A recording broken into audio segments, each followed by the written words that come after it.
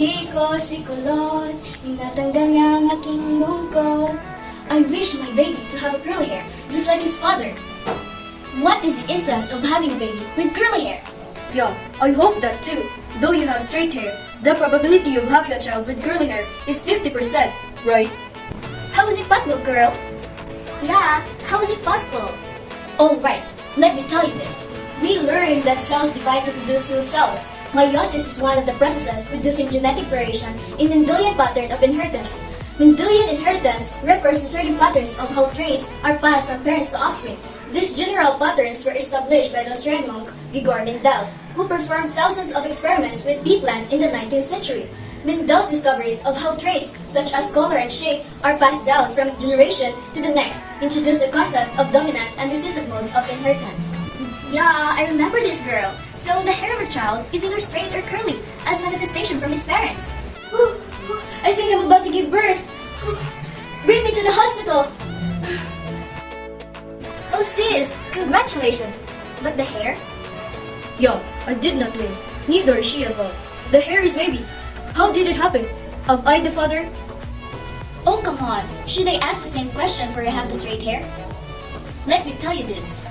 As scientists began exploring more and more test crosses, they found tons of traits that didn't match up nicely with the laws predicted by Mendel.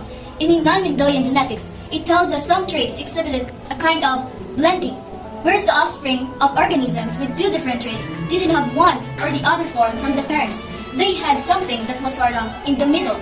This implies that certain alleles aren't dominant over the other ones. Rather, they share roles like harmonious friends. Then, how does it explain in the case of your child to have a probability of wavy hair? Okay, this is a so-called incomplete inheritance, and the genotype of our traits are represented by HSHS for straight hair and HCHC for curly hair. Using the Punnett square, we can crisscross the two genotypic formation to inhibit a new phenotype. The genotype of the combination is 100% HSHC and the phenotype is 100% wavy hair. It means that our traits combine. There are many cases happen in incomplete inheritance. Example, the white chicken and the black chicken forms new offspring which is brown. The crossing of the genotype of red flower to white flower yields a new phenotype which is pink flower. But there are cases that both traits are observed in an offspring. Example, a black and orange cat and their black and orange cat. Same way with the black and white chicken to result chicken chicken and many more. This phenomenon is a codominance inheritance.